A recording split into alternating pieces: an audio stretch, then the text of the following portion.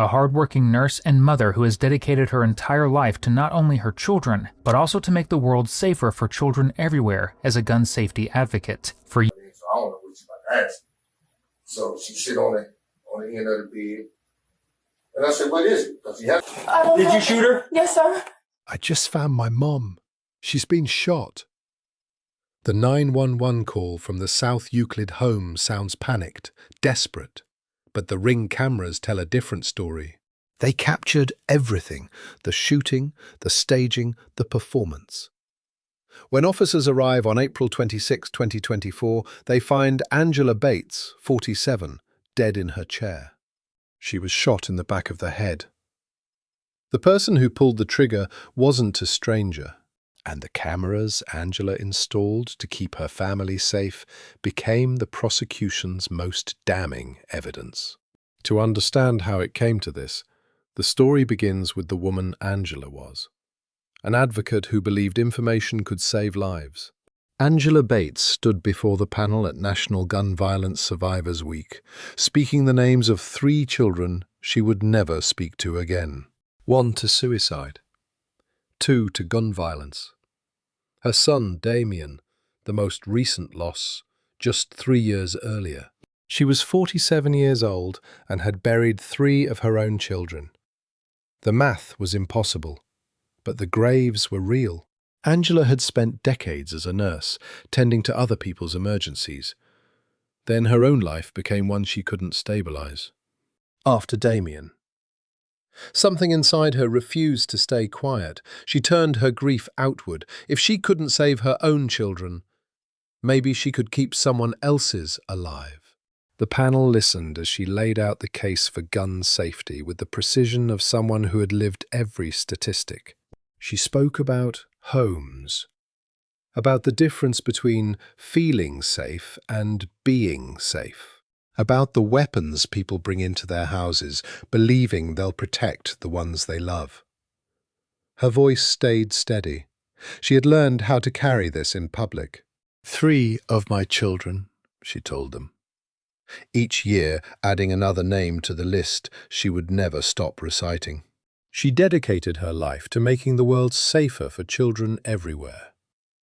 It was the only transformation grief had left her. When she wasn't testifying. Angela lived on Grosvenor in South Euclid, Ohio, a quiet street, a house she shared with her husband, Juan, who had installed Ring cameras throughout the home, front door, back door, garage, even inside. After everything Angela had been through, he wasn't taking chances. The cameras blinked their small red lights, recording everything. Every arrival, every departure, every ordinary moment that felt, after so much loss, like a fragile gift. 3 children, 1 mother. No parent should have to carry that count. And yet Angela carried it into every room, every testimony, every conversation about gun violence. She wasn't angry. Anger would have been simpler. She was relentless. The kind of advocate who had paid for her platform in ways no one should have to pay. The Ring cameras captured her coming and going. They captured Juan's careful routines. They captured a house that looked from the outside like it had survived the worst and found a way to keep going. The system was there to keep everyone inside that house protected. Motion sensors, cloud storage, timestamps on every recording. A digital fortress around a family that had already lost too much. Angela believed in systems. She believed in advocacy. She believed that if you spoke loudly enough, clearly enough, relentlessly enough, you could prevent the next mother from standing where she stood. She had no idea what those cameras would end up recording. The footage was already storing itself in the cloud, frame by frame, waiting. The house on Grosvenor looked safe. The Ring cameras blinked their steady vigil. Angela continued her work, certain that the danger she fought against was out there, in other homes, other families, other tragedies she might still prevent. Keep that detail in mind. The cameras. the ones Juan installed to protect what was left of their family. By the following Friday, one more person would be living under that roof again. Nia Patterson's bags appeared at the door that Friday. Angela Bates opened it and welcomed her daughter home. Nia was 19 years old. She had been living with her biological father until he could no longer keep her around his other children. Now she was back. Angela saw it as a return to normal, her daughter coming home where she belonged. The house on Grosvenor absorbed her arrival without fanfare. Bags carried upstairs, a room that had been waiting. The ring cameras blinked, recording the moment. Like every other ordinary moment they were designed to capture. Angela moved through the evening with the relief of a mother who had her child back under her roof. She set the table. She asked about the week. She filled the silence with the kind of small talk that stitches families back together after time apart. Nia answered, surface calm. The words didn't carry weight, but they carried sound. And sound was enough to keep the evening moving forward. Juan stayed quiet. He had always maintained a certain distance with Nia, boundaries that came from being the stepfather, not the original foundation. He observed more than he spoke. He watched the way Angela leaned in, trying to close the gap that weeks apart had opened. Dinner passed in ordinary rhythms. Plates, forks, the low hum of a household, pretending nothing had shifted. But something had. Angela didn't know it yet. She couldn't see inside her daughter's head. Couldn't trace the shape of the belief that had been forming there for weeks. She only saw what was in front of her. Home, sitting at the table, eating the meal she prepared. The cameras recorded the scene. A family dinner, a Friday night. The kind of footage that looks, from the outside, like nothing worth keeping. How do you welcome home someone who's already decided you're guilty of something you never did? Angela couldn't answer that question because she didn't know it existed. She cleared the dishes. She asked if Nia needed anything. She moved through the choreography of motherhood with the muscle memory of decades. Nia said she was fine. The evening settled. The house grew quiet. The kind of quiet that feels like peace when you don't know what's coiled underneath it. Juan retreated to his own space, leaving Angela and Nia to navigate whatever reconnection looked like. He had learned when to step back. This was one of those times. By the time the lights went out, the house on Grosvenor looked exactly like it had every other Friday. Same walls, same rooms, same cameras mounted at every door, storing footage in the cloud for a future no one could predict. The weekend stretched ahead. 2 days before Sunday. 3 days before April 26th. Angela went to bed believing her daughter was home. Nia went to bed carrying a belief that would end everything. By Sunday, the house would still look exactly the same. Same rooms, same walls, same cameras mounted at every door. Nothing inside it would be. 1 month before Angela Bates died, her daughter sat on the edge of a bed and told someone the one thing no one wanted to believe. It was late. The kind of late where the house had already settled into its night rhythms, and the appearance of another person felt like an intrusion. Nia's father sat up as she entered his bedroom. She moved to the edge of the bed and sat, not looking at him. Her father, the man who used to be Angela's partner, the man who had fathered this daughter and then stepped back from the household, waited. He could feel the weight of whatever she had come to say. Nia hesitated. Then she spoke. "Dad, I hope you don't judge me," she said, her voice low and steady. "I really believe Mama had them killed." The words landed like stones. He stared at her. She meant Angela.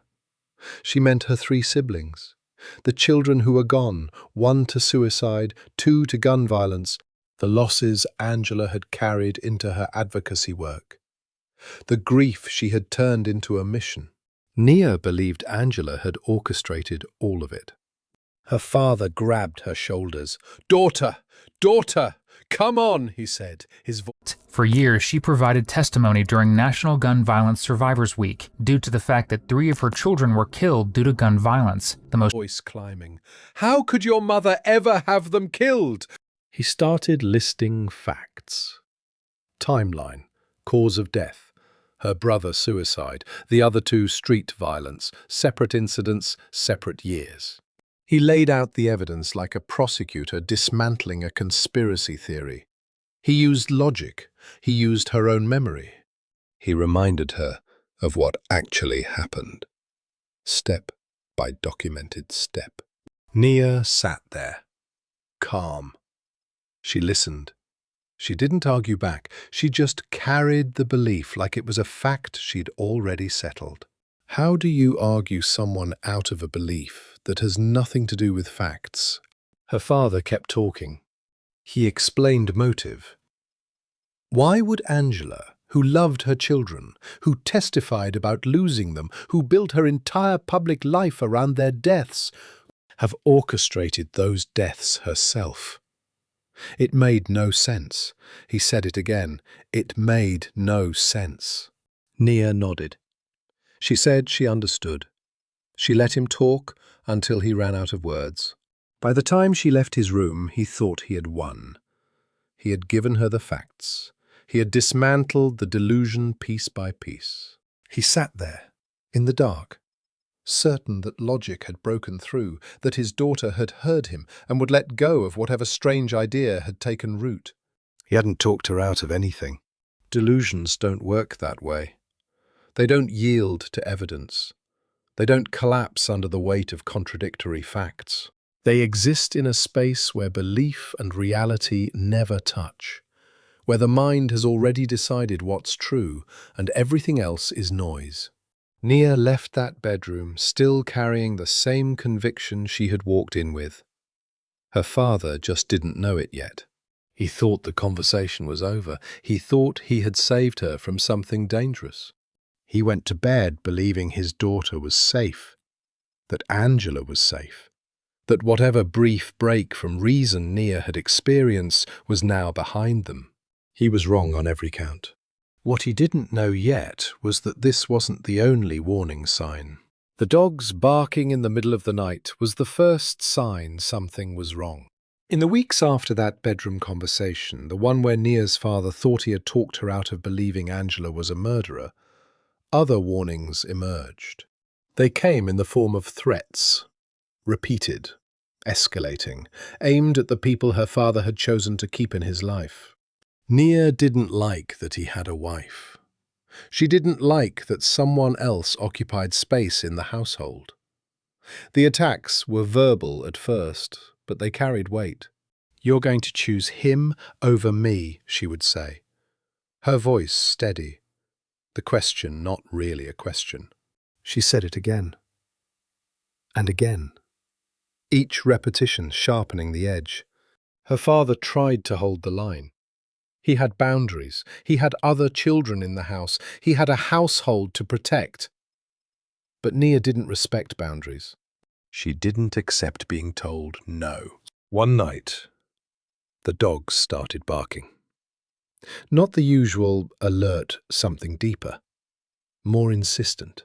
Her father got up and walked through the house, checking doors, checking windows. When he reached the bathroom, he stopped. The window was wide open. He stood there, staring at it. He knew he hadn't left it that way. No one in the house had. "I think somebody was just in my house," he told his wife. Somebody had been. The question was who and how and why. The garbage can positioned beneath the window wasn't an accident.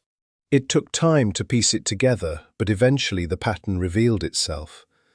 Nia had been coming back at night after being told to leave, after being told she couldn't stay. She had been breaking back into the house through the bathroom window, the one that faced the side yard, where no one would see.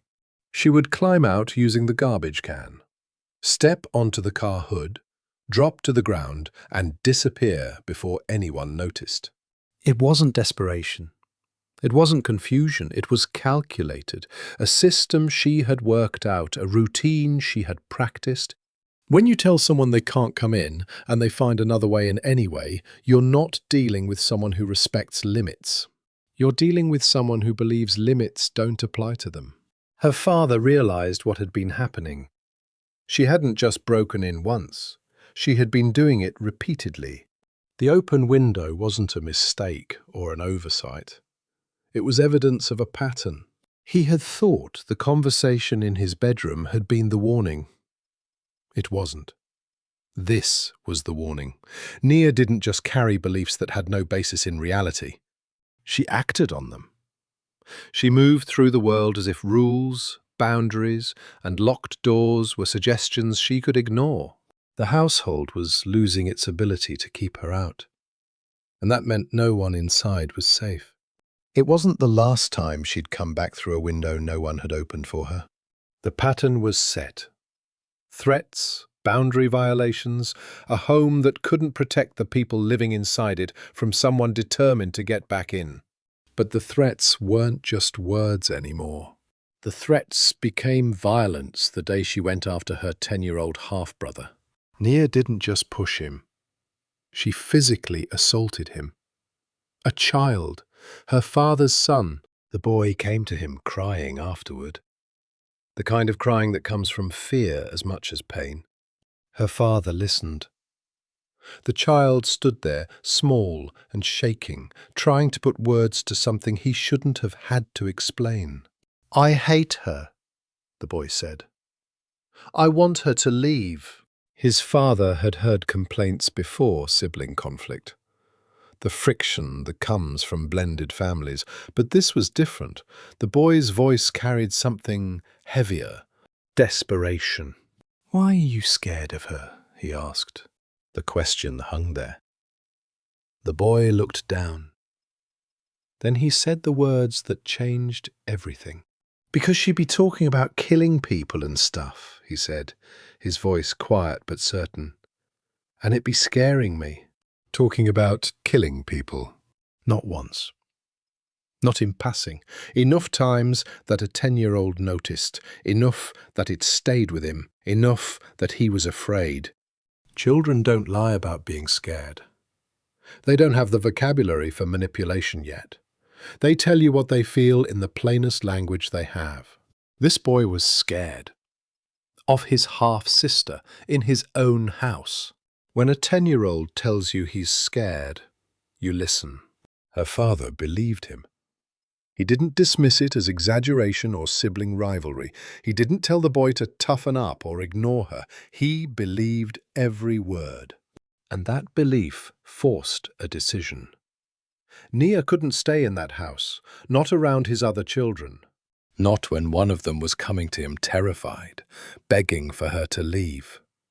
The threats, the break-ins, the boundary violations he had tried to manage, all of it. But this was different. This was a child saying his sister talked about killing people. And that child deserved to feel safe in his own home. Her father sat with that knowledge. Nia had told him she believed Angela was a murderer. She had threatened him and his wife. She had broken back into the house after being told to leave. And now she was talking to a 10-year-old about killing people. The pattern was complete. Delusion, threats, boundary violations, violence, and now, talk of killing. What comes after talk? He didn't want to answer that question. But he couldn't ignore it anymore. His son had given him the clearest warning yet. A warning spoken in the frightened voice of a child who didn't understand why his sister scared him, only that she did. Her father made the decision right then. Nia had to go. She couldn't stay in his house, not with his other children, not with the fear she was spreading like a toxin through the household. He believed his son. He knew right then that Nia couldn't stay in that house, not around his other children. What he didn't know yet was what believing him would cost and who would pay the price. But the right decision made too slowly, can still arrive too late. In the days that followed, her father tried to manage what he could. Rules, curfews, boundaries he thought would hold. He had decided Nia needed to leave. But deciding and doing are different things, and in the gap between them, he reached for the tools he knew. Structure, consequences, parental discipline that works on ordinary teenagers. "You're not leaving this house after dark," he told her. Nia nodded. She heard him. Whether she listened was another question. A few nights later, she was gone. Out after curfew, into the night, heading to the local park where no one would ask what she was doing or why. When she came back, she had fresh ink on her neck. A tattoo. Visible. Permanent. The kind of decision a teenager makes when they've stopped caring about consequences that live in the future. Her father saw it the moment she walked in. "Where did you go?" he asked. "What were you thinking?" Nia didn't answer with words that mattered. She shrugged. She deflected. She treated the question like it didn't deserve a response. Her father stood there, staring at the tattoo on his daughter's neck, and made a choice about what he was looking at. He decided it was rebellion, teenage defiance, rule-breaking that comes from wanting attention, wanting control, wanting to prove that no one can tell you what to do, he told his wife. She just needs structure, consequences she'll actually follow. Structure. As if the problem was a lack of rules. As if Nia needed clearer boundaries, instead of what she actually was, a young woman who had stopped recognizing boundaries existed. A tattoo is permanent ink on skin. How do you discipline your way out of something someone has decided to carry forever? But her father couldn't see that yet. He saw defiance. He saw a teenager acting out. He saw a problem he could solve with stricter curfews and firm parenting. What he didn't see was the pattern. The delusion about Angela, the threats, the break-ins through the bathroom window, the assault on his son, the talk of killing people. And now this sneaking out, coming back, marked with something permanent, acting like rules were suggestions. Each piece alone looked manageable. A conversation, a boundary, a consequence. But together they formed a picture of someone who had stopped living in the same reality as everyone around her. Her father thought he could parent his way through it. He thought a curfew, enforced strictly enough, would keep her in the house. He thought rules would matter to someone who had already demonstrated they didn't. He was wrong. Nia wasn't a teenager who needed more structure. She was a young woman who had constructed her own version of reality and was living inside it, untouched by the facts everyone else could see.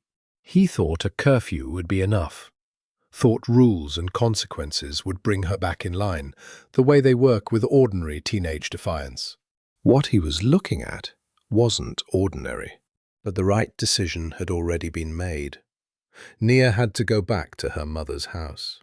After the assault on his son, the father made the call he'd been avoiding. Nia had to leave. Not eventually. Not when she got better or calmed down. Now. She couldn't stay in his house anymore, not around his other children, not with what she'd become. He picked up the phone and called Angela's household. "She has to go back," he said. "I can't keep her here anymore." There was a pause on the other end. Then agreement. They would come get her. They would take her back to the house on Grosvenor, the one with the ring cameras and the quiet street and the mother who had already buried 3 children. "Give us a few days," they said. A few days. The father hung up. The decision was made. Nia would leave. The problem would be someone else's problem. His household would be safe again. His son, his wife, his other children. He told himself he had done the right thing. And he had. But the right thing done slowly can still arrive too late. Days passed. Nia stayed in the house. The father watched her. She moved through the rooms like she always had, quiet and calm on the surface, carrying whatever was underneath where no one could see it. Nothing more happened. No more assaults. No more threats. No break-ins or tattoos or midnight disappearances. Just the ordinary hum of a household waiting for someone to leave. But waiting is not neutral. Waiting is time. And time, in a case like this, is the thing no one gets back. How many hours sit in those few days, and how much happens in the hours no one counts? The father would think about that later. He would sit with investigators and replay the timeline, counting the days between the call and the pickup, between the decision and the action. He would wonder if those days mattered, if moving faster would have shifted the trajectory, or if everything was already set in motion. But in the moment, he didn't think about that.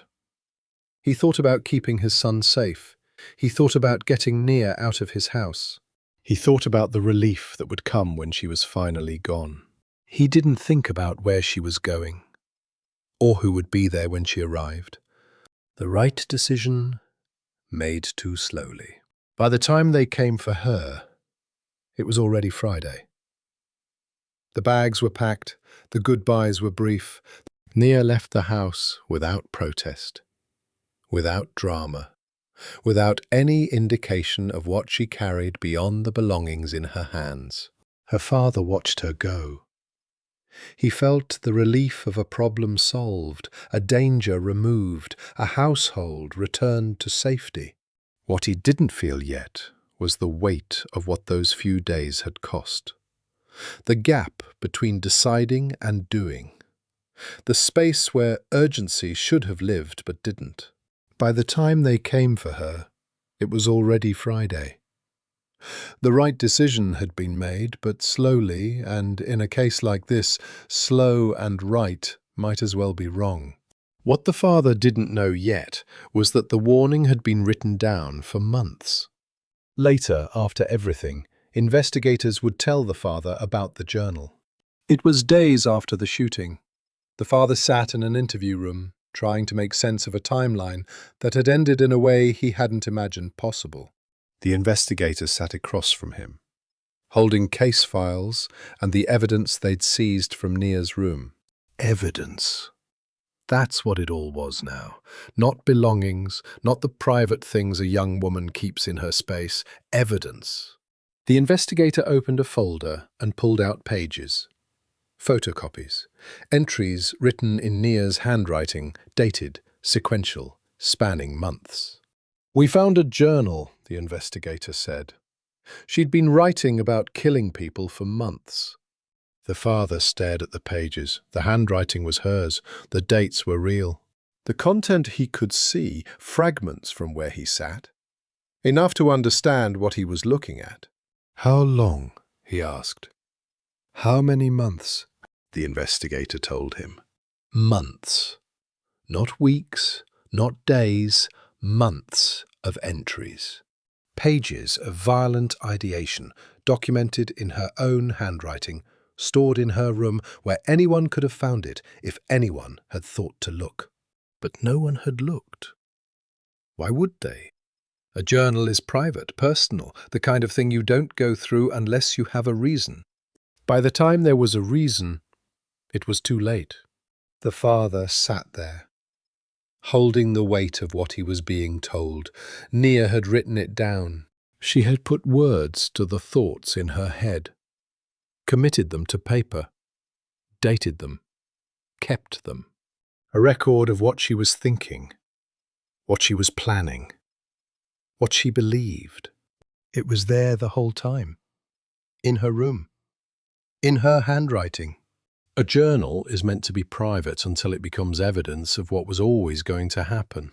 The investigator walked him through the timeline.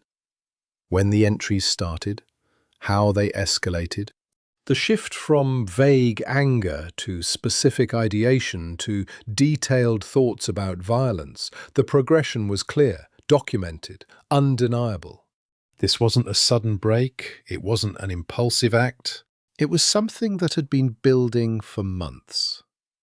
Written down page by page, entry by entry, in a journal no one read until after it mattered.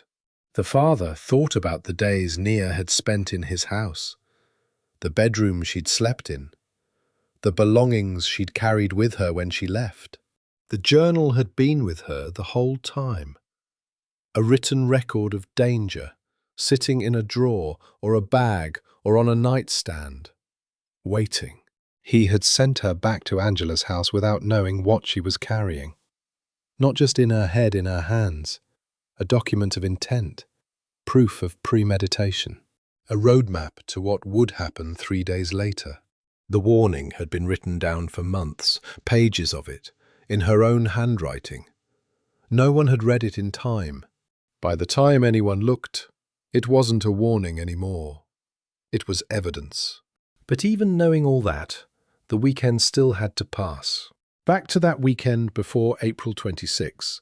Nia had been at Angela's house for days, and her father kept calling. He tried again on Sunday, and Monday, and Tuesday. Each time the same conversation, each time the same belief coming through the phone. "We talked about this," he said. "You know that's not what happened." Nia's voice stayed calm, certain, unchanged. She still believed Angela had killed her siblings. She said it again. The same words, the same conviction. As if facts were irrelevant and only her version of reality mattered. Her father kept trying. He listed the evidence. He walked through the timeline. He reminded her of how each death had actually happened. Suicide, street violence, documented causes that had nothing to do with Angela. None of it landed. Logic can't reach someone who's already decided. By Thursday, he knew he wasn't getting through. I know in my heart, and I really believe Mama had. She didn't say she killed them. She said Mama had them killed. The belief was still there, unshaken, immovable. Nia carried it like a fact she'd settled years ago, immune to anything that contradicted it. He hung up and wondered if he should call Angela, if he should warn her that Nia's delusion hadn't shifted, that the danger he'd seen in his own household might still be there. But what would he say that Nia believed something impossible, that his daughter thought her mother was a murderer? He didn't make the call. Friday, April 26, 2024. A date that meant nothing until it meant everything. The morning started like any other. Angela moved through her routine coffee, small talk, the ordinary rhythm of a household waking up. Juan got ready to leave for the day, the same way he'd done 100 times before. Nia was there, quiet, calm. Nothing in her behavior signaled what was coming. The house felt normal. The crisis, if there had been one, seemed to have passed. Nia had been back for days and nothing dramatic had happened. No fights, no confrontations. Just the low hum of a family coexisting under the same roof. Juan grabbed his keys. "I'll be back later," he said. Angela nodded. The kind of small acknowledgement couples give each other when the day ahead looks ordinary and unremarkable. Juan walked to the door, opened it, stepped through. The sound of the door closing behind him was just a sound, nothing more. The same sound it made every other morning when he left for work. But this time, it meant something different. This time, it meant Angela was alone in the house with Nia, alone with a daughter who believed, calmly, certainly, unshakably, that her mother had killed 3 of her children. Juan drove away. He had no reason to look back. No reason to think this Friday was different from any other. No reason to know that the normalcy he was leaving behind was about to shatter. The Ring cameras kept recording. Inside the house, at every door, storing footage in the cloud, frame by frame, timestamp by timestamp. Juan walked out the door that Friday morning, the same way he'd walked out 100 mornings before. He had no idea he was leaving his wife alone with their daughter for the last time. What happened next would be captured by the cameras meant to keep them safe. Juan's reconstruction of what happened next came from the only witness that didn't need a voice, the ring camera mounted inside the house. He watched the footage later, days later. After everything, after the police, after the investigators, after the questions no one wanted to ask but had to. The timestamp put it minutes after he'd left. His car had barely cleared the driveway when Nia came down the stairs. Not running, not hurrying, just moving through the house like she had somewhere to be. She went to the window, stood there, looked out at the street where Juan's car was pulling away. She watched. Juan described it later, his voice flat.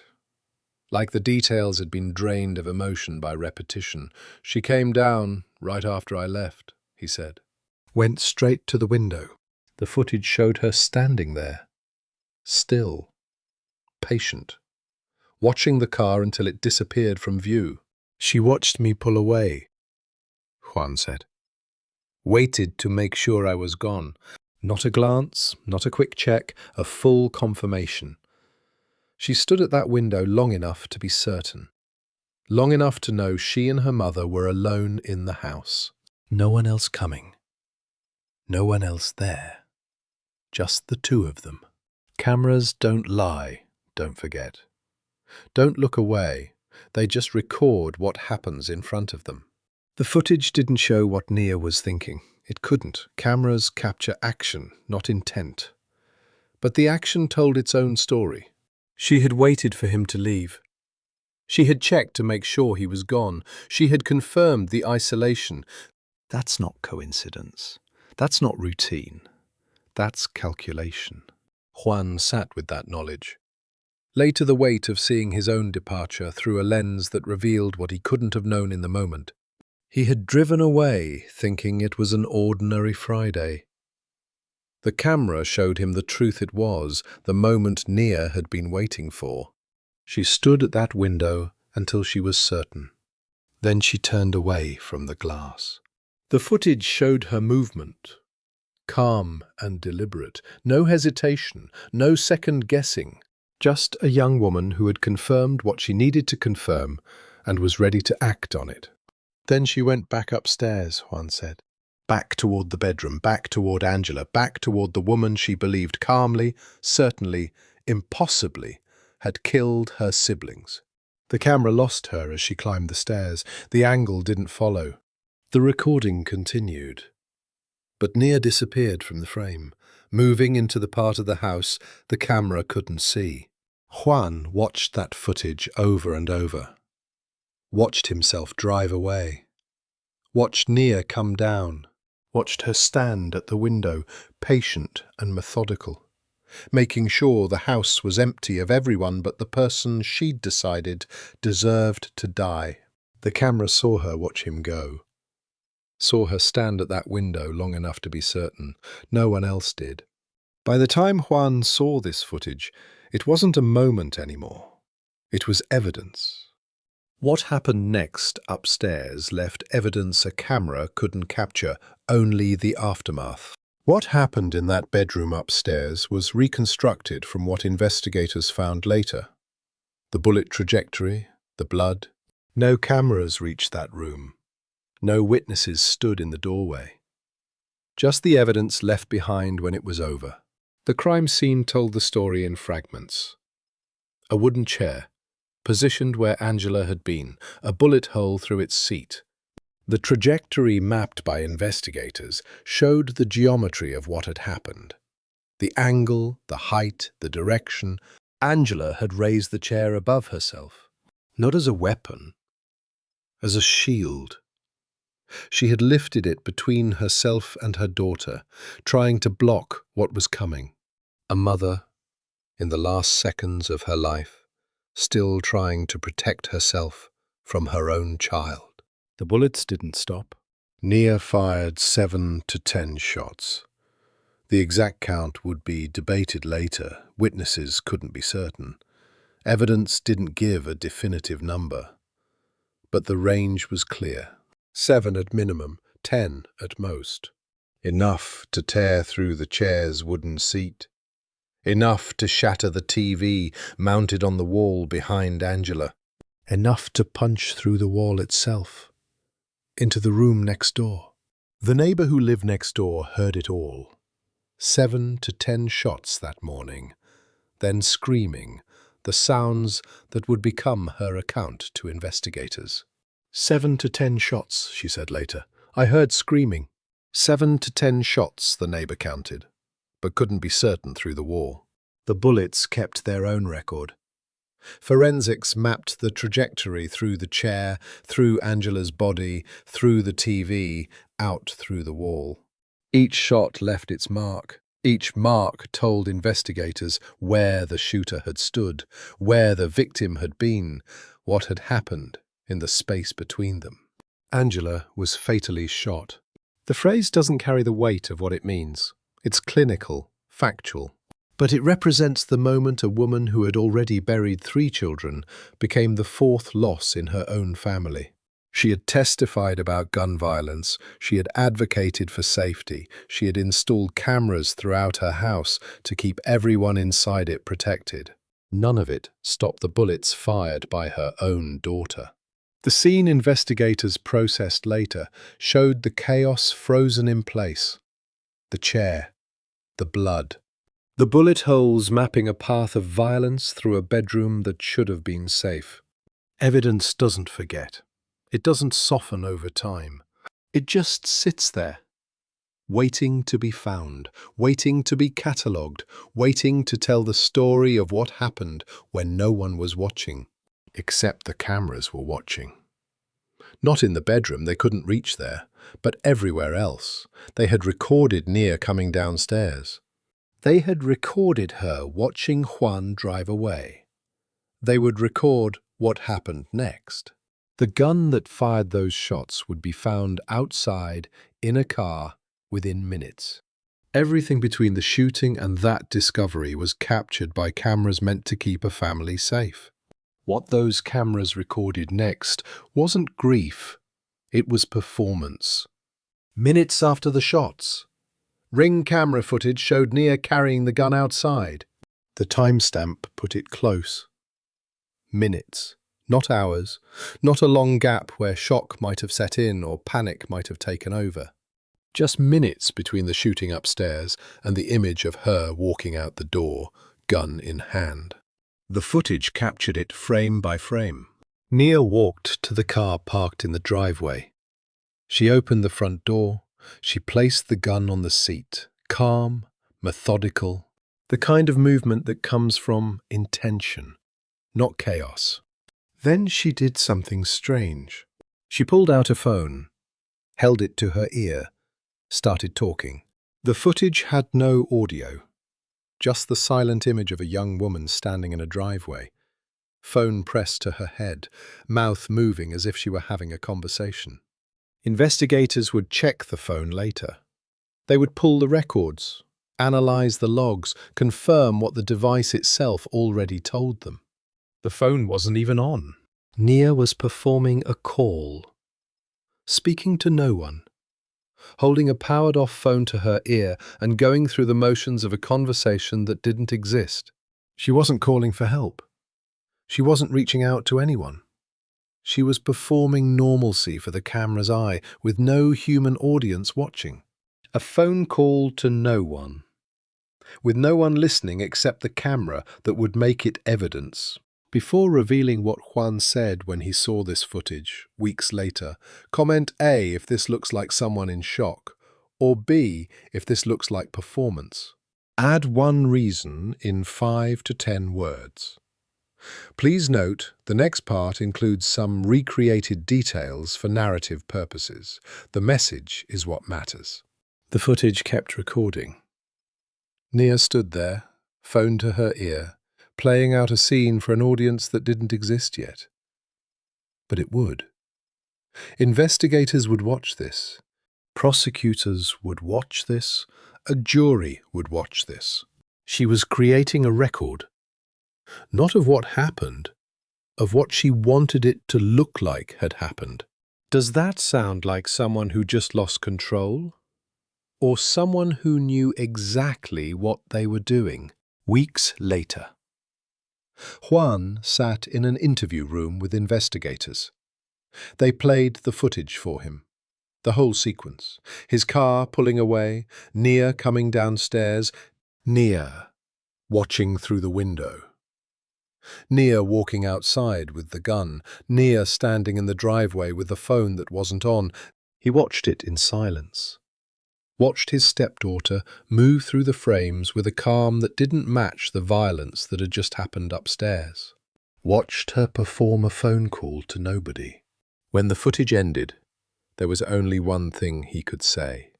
"Look at that face," Juan said. "Just look at that face. No shock, no grief, no panic, just a young woman going through motions, creating a scene, performing for a camera she knew was there." When her stepfather saw this footage weeks later, sitting in an interview room with investigators, there was only one thing he could say. "Look at that face.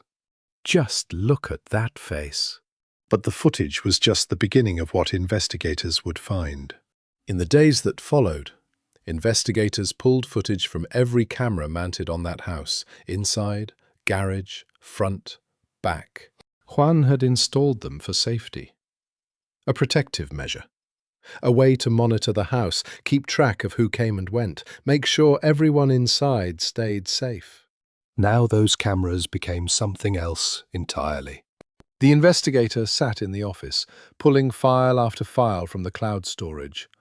Every camera had its own feed. Every feed had its own angle. Every angle captured something. "We've got cameras inside, garage, front, back," the investigator said. "Full coverage." Full coverage meant no gaps, no blind spots, no moments unrecorded. Everything Nia did after the shooting had been captured somewhere, by something. The investigator began reconstructing the timeline. Timestamp by timestamp, camera by camera. Each piece of footage added another detail to the sequence investigators were building. 10:47 a.m. Nia exits the house through the front door, gun visible in her hand. 10:47 a.m. She approaches the car parked in the driveway. 10:47 a.m. She opens the front passenger door. 10:47 a.m. She places the gun on the seat. 10:48 a.m.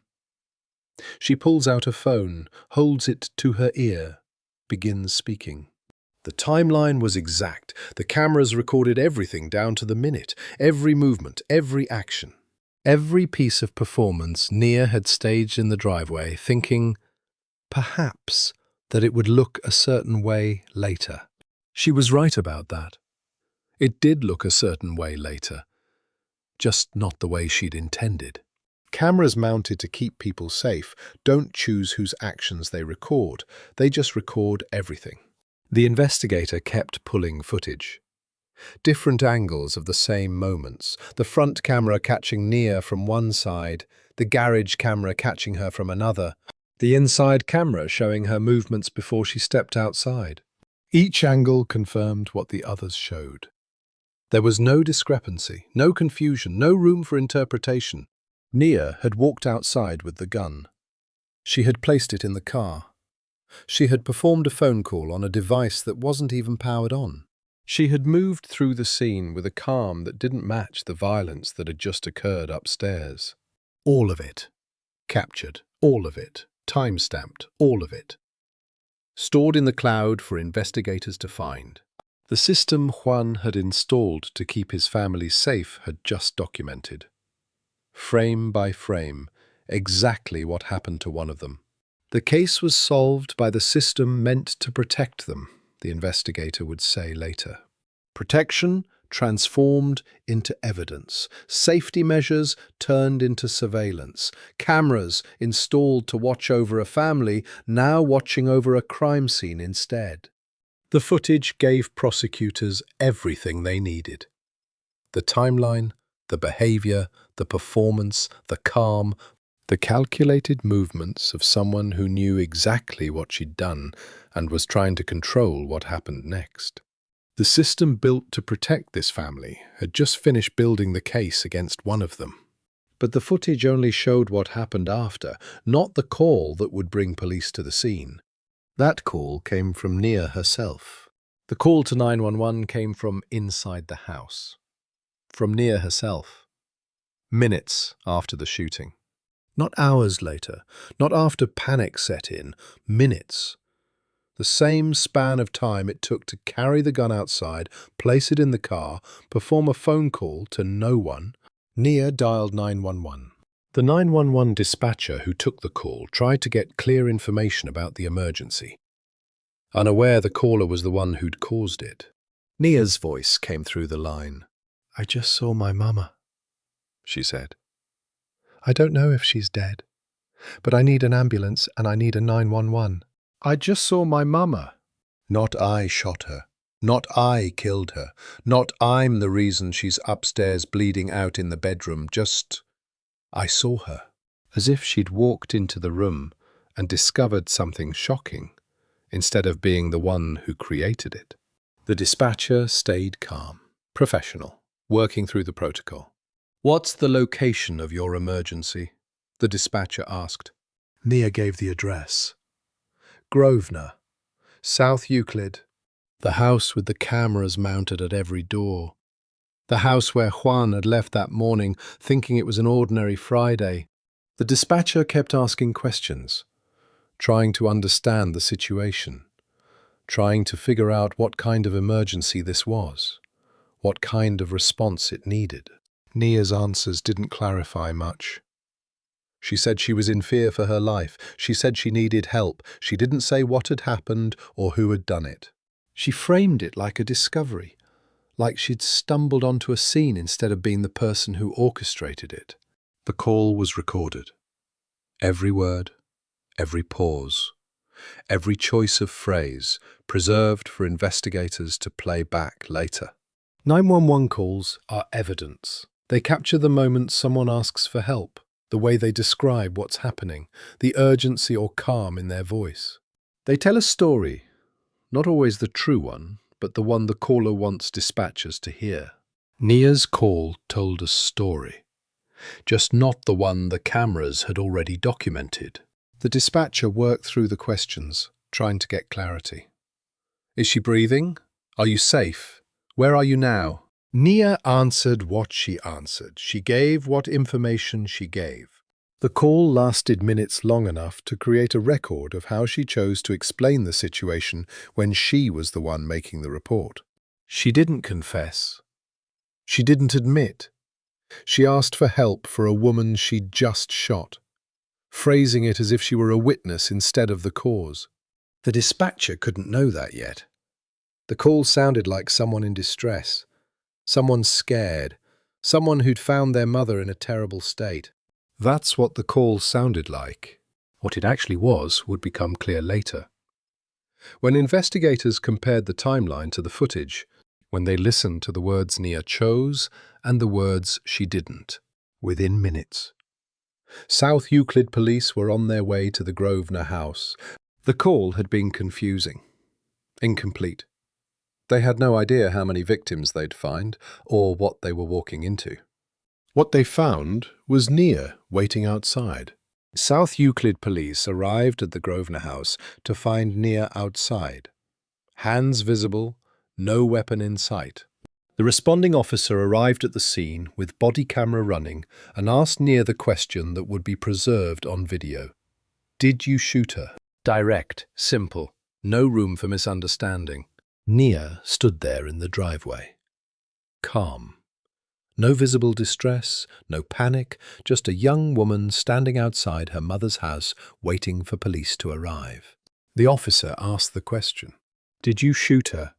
Nia didn't hesitate, didn't deflect, didn't ask for a lawyer or claim confusion or say she didn't know what he was talking about. "Yes, sir," she said. 2 words. Captured on body camera. Preserved forever. An admission made on the spot. In the driveway, minutes after calling 911 to report she'd just seen her mother and didn't know if she was dead. She knew. She'd fired the shots, and when asked directly, she confirmed it. The officer moved to detain her. Hands behind her back, cuffs on. The standard procedure when someone has just admitted to shooting another person. Another officer ran toward the house, through the front door, up the stairs, heading toward the bedroom where Angela had been for the last hour, alone, bleeding, waiting. The officer found her upstairs. Multiple gunshot wounds. Unresponsive. The scene told the story before any witness could. "Starting CPR," the officer called out. "Unresponsive victim upstairs." The compressions began. Chest compressions, breath, the mechanical rhythm of trying to bring someone back when their body has already decided to stop. Two actions happening at once. One officer detaining a daughter who just admitted to murder, another trying to save the mother she shot. The CPR continued.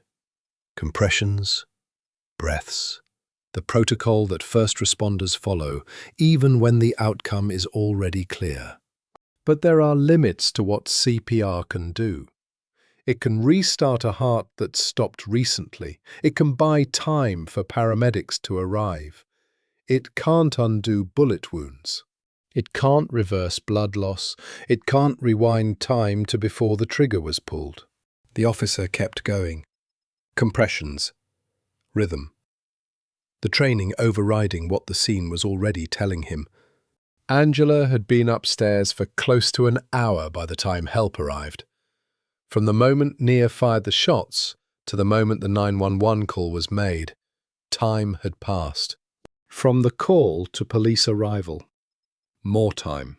From the driveway admission to the officer reaching Angela's side, more time still. Time is everything in emergencies. Minutes matter. Seconds matter. The gap between when someone is shot and when they receive medical attention can be the difference between survival and death. The gap here was too long. By the time the officer reached Angela upstairs, by the time CPR compressions started, there was nothing it could do. The 911 call had come too late, or maybe exactly when it was meant to. Nia was placed in the back of a patrol car. And what she did next wouldn't look like grief. In the back of the patrol car, Nia began to speak not to the officers, not to anyone living. She sat in the cruiser, hands cuffed behind her back, patrol camera recording everything. The lens captured what the officers couldn't see from the front seats.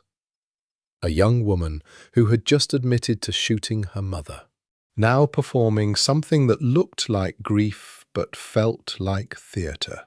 Nia started reciting the Lord's Prayer. "Our Father, who art in heaven," she said, voice steady, words familiar. "Hallowed be thy name. Thy kingdom come, thy will be done." The prayer continued. Line by line, the same prayer millions of people know by heart, the same words spoken in churches and hospitals and homes. "Forgive us our sins," Nia said. Then she shifted, stopped addressing God, started addressing the dead. She spoke to her siblings, the ones Angela had buried years before Nia pulled the trigger.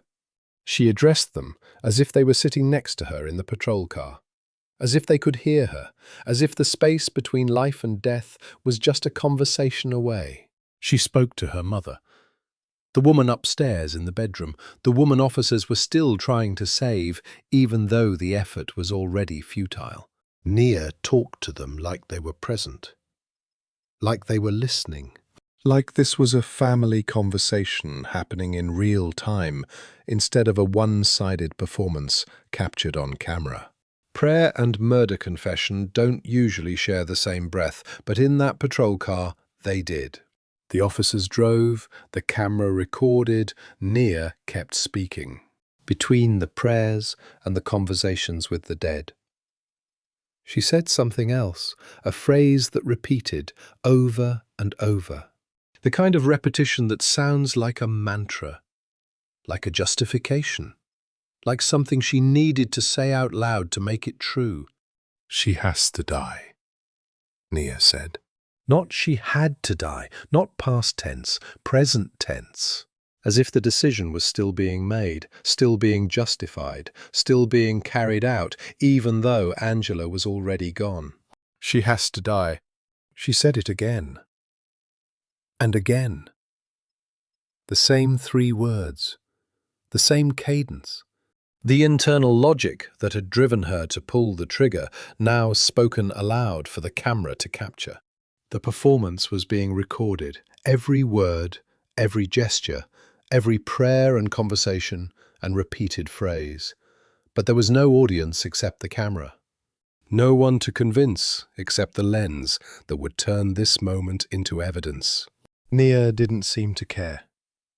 Or maybe she did. Maybe that's exactly what this was, a performance for the camera. For the investigators who would watch it later. For the jury who would see it and try to understand what kind of person sits in a patrol car and talks to dead people while repeating that their mother had to die. The patrol car kept moving. Nia kept speaking. The camera kept recording. Every word she said was being preserved, every gesture captured, every moment of this strange, unsettling display documented for prosecutors to use later. The patrol car footage would become evidence, like everything else she'd done that day. But the performance wasn't over. It was about to shift register entirely. At the station, grief theatre would become physical theatre. During booking at the police station, Nia's performance shifted from spiritual to physical. She began what appeared to be seizures. The convulsions started during the booking process. Her body jerked. Her limbs moved in ways that looked involuntary. The kind of movements that signal a medical emergency. The kind that require immediate attention. Officers stopped the booking, called for medical evaluation. When you're processing someone who just admitted to murder and they start seizing, protocol is clear: get them medical help. Nia explained what was happening between the episodes. "It's not neurological," she said. "It's from trauma. Trauma-induced seizures. Not a documented medical condition, not something in her history.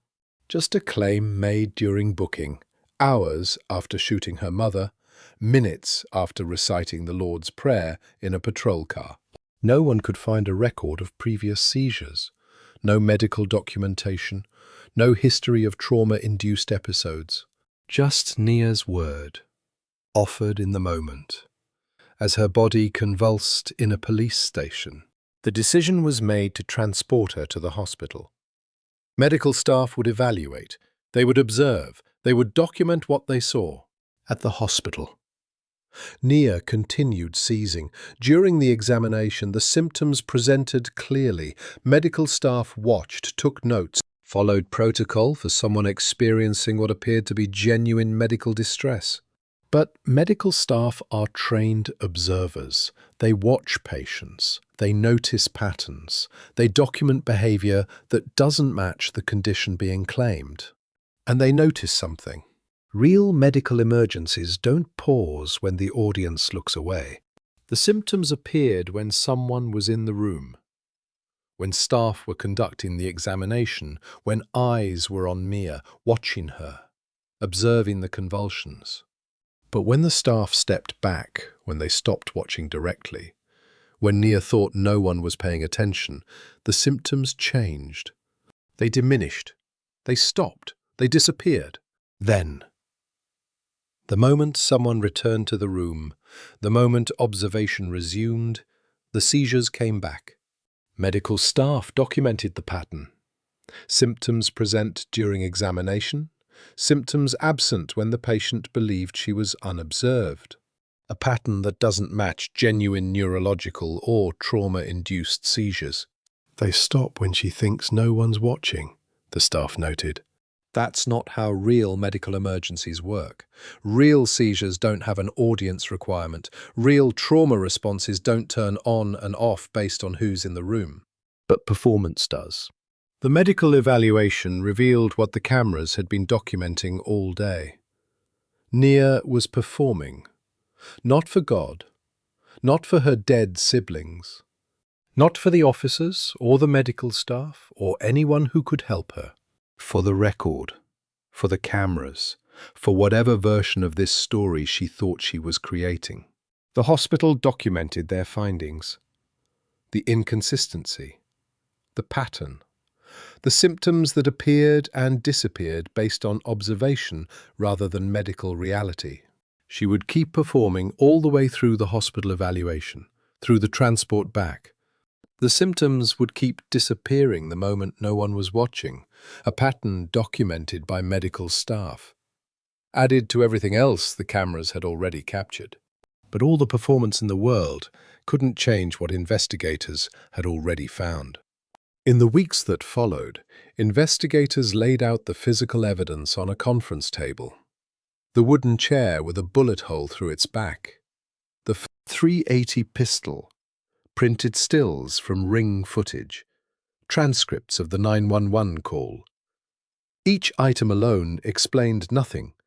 Together, they told the story of April 26, 2024.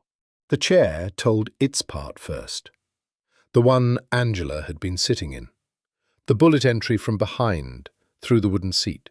Ballistics confirmed the trajectory the shooter had stood at the bedroom doorway. The angle was exact, the geometry of murder, preserved in wood and walls. The recovered pistol matched the caliber of the wounds. .380.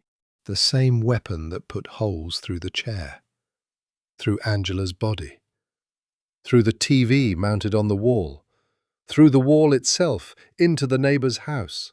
The neighbor had heard it. 7 to 10 shots.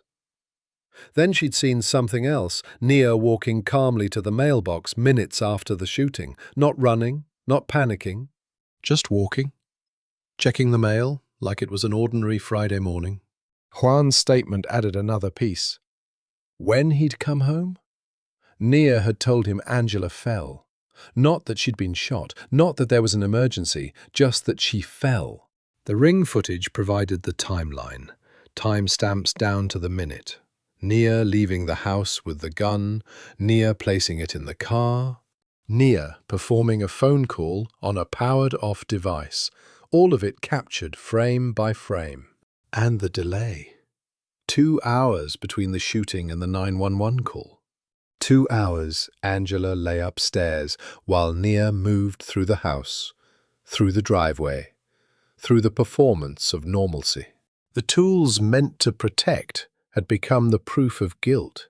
Juan had installed the Ring doorbell to keep his family safe. Now it documented the timeline that convicted his stepdaughter. The 911 system existed for emergencies. Now it preserved the lie Nia told when she finally called the framing of discovery instead of admission. Angela had advocated for gun safety, testified about violence, installed cameras throughout her house. The systems she relied on to protect herself now provided prosecutors with every detail of her daughter's betrayal. Each piece of evidence narrowed the window for any alternative explanation. The physical proof, the witness accounts, the footage, the timeline, the admissions, the journal entries documenting months of violent ideation. No single piece alone would have been enough.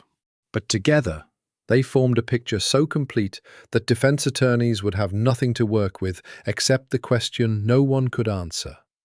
Why? And prosecutors didn't need why. They had what, they had how, they had when, they had where, they had who. The case file closed with a weight that felt inevitable. Every question answered except the one that mattered most. But the legal system doesn't require motive when the evidence is this thorough. The question wasn't whether Nia killed Angela. The footage, the admission, the physical proof all confirmed that. The question was what a jury would decide it meant, what charge, what sentence, what price for a daughter who shot her mother from behind. The jury foreperson stands, verdict slip in hand. She is a woman in her 50s, unremarkable, steady, the kind of person who honors civic duty without fanfare. The courtroom holds its breath. Nia sits at the defense table, expressionless. Juan sits in the gallery, hands clasped. Angela's absence fills the room like a sixth sense, the empty chair where a mother should sit. The silence where her voice should speak. The foreperson reads, "We find the defendant guilty of murder in the second degree." No gasp, no sob. Just the quiet settling of truth into record. The jury has done what the ring cameras did, documented what happened, and refused to look away. Two strangers watched the same footage Juan watched, heard the same 911 call the dispatcher heard, and arrived at the same conclusion the evidence demanded. Nia Patterson shot her mother Angela Bates in the back of the head while Angela sat in a chair, and no performance could erase it. The judge, a man who has presided over hundreds of cases and learned to measure consequence in years, speaks next. "The defendant will rise." Nia stands. Her face remains blank, a mask she has worn since the booking cell, since the patrol car prayers, since the moment she placed the gun on the counter and called 911. The judge's voice is firm, neither angry nor sympathetic. He has read the pre-sentence report. He knows about the journal, the window break-ins, the assault on a 10-year-old, the month of escalation her father tried to stop. He knows Angela installed cameras to protect herself, and that those cameras became the prosecution's cornerstone. Life imprisonment with eligibility for parole after 18 years. What does 18 years measure against a life that ended at 47? The arithmetic is simple, but the equation is broken. Nia will age from 19 to 37. She will have birthdays, meals, conversations, the possibility of walking free someday. Angela will remain 47 forever. No appeals, no parole hearings, no second chances. The sentence gives Nia exactly what she denied her mother time: a future, the opportunity to become someone other than the person who committed murder on April 26, 2024. The courtroom empties in stages. Nia is led away in restraints, her face still unreadable, her body moving through choreography she has no choice but to follow. Juan remains seated long after the gallery clears. He is the father of a murderer and the partner of a victim, a man caught in the center of a story he tried to stop and couldn't. The cameras told the truth. The jury believed it. The judge imposed the law, but none of it brings Angela back. Nia disappears into the system with a number, 18 years minimum. Angela remains in the ground with none. Angela Bates' voice still plays online, explaining why guns don't belong in homes. Her videos remain live uploaded months before she died, watched by strangers who scroll past her smile without knowing it's gone. The algorithm doesn't mourn. It recommends her gun safety advocacy to anyone searching firearms statistics, home defense myths, or how to talk to family members about risk. Angela speaks with the calm authority of someone who has studied the data and believes information can change minds. She cites studies. She dismantles arguments. She never raises her voice. In one video, watched 4,000 times since her death, she says it plainly: the greatest risk isn't strangers, it's the people already inside your house. The comments section fills with agreement, appreciation, requests for more content. No one tells them she won't be making more. The footage doesn't age. Angela remains 47 in every frame, alive in archived form, warning against the exact scenario that killed her. The irony is unbearable. But irony doesn't undo anything. No one can say when Nia's delusion took root. The journal showed months of violent ideation, but not the spark that lit it. The assault on her half-brother happened 1 month before the murder, but something came before that. The boundary violations, the window break-ins, the night terrors, each a symptom, none an origin. Psychiatrists can label the break, but they cannot trace it to a single moment, a single cause, a single preventable error. Some fractures happen in silence, below the surface, invisible until the final crack. We want to know when it started, where the crack first appeared, as if finding the origin could undo what followed. But the case file has no answer, only a timeline of escalation and a father who tried to stop it and couldn't. Angela's father remembers their last conversation about Nia's behavior. He is an older man now, carrying weight no parent should carry. The memory of advice that felt reasonable in the moment and catastrophic in hindsight. Angela called him worried. Nia had been acting out, breaking rules, scaring her younger brother. Should she send her back to Juan immediately, or give it more time? Her father suggested patience. Nia was 19, still figuring herself out. Teenagers push boundaries. Angela was doing everything right, setting limits, staying firm, keeping communication open. He told her. He was like, that she'd be talking about killing people and stuff that she used to be talking about. No, he's To give it a few more days. She had 3. Timing is everything, and his was wrong. He knows the logic was sound. Mama had. She didn't say she killed them. She said Mama had them killed. And the outcome was unforeseeable, but knowledge doesn't lighten the weight. Some regrets are permanent. The story ends where it began, with a mother who advocated against gun violence and the cameras she installed to feel safe. Angela Bates spent years teaching strangers that firearms in the home endanger the people you love most. She was right. The gun that killed her came from inside her house, held by the last of the 3 children she had left. Her legacy is a library of warnings no one heeded in time. Questions no one can answer, and the cruelest precision that she died proving her own point. Angela Bates remains more than a case file or a cautionary tale. She was a mother, an advocate, a voice trying to protect families from the very violence that claimed her life. The cameras she installed, the warnings she delivered, the message she spent years teaching, all of it remains. A permanent testament to a woman who saw the danger and tried to stop it. The tragedy is that she was right. The cruelty is that being right couldn't save her.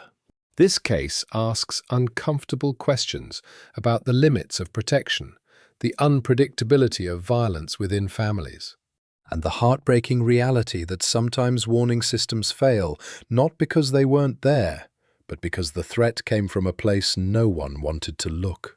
Angela's legacy challenges us to listen when someone expresses concern, to act when escalation becomes visible, and to understand that the greatest dangers often wear familiar faces.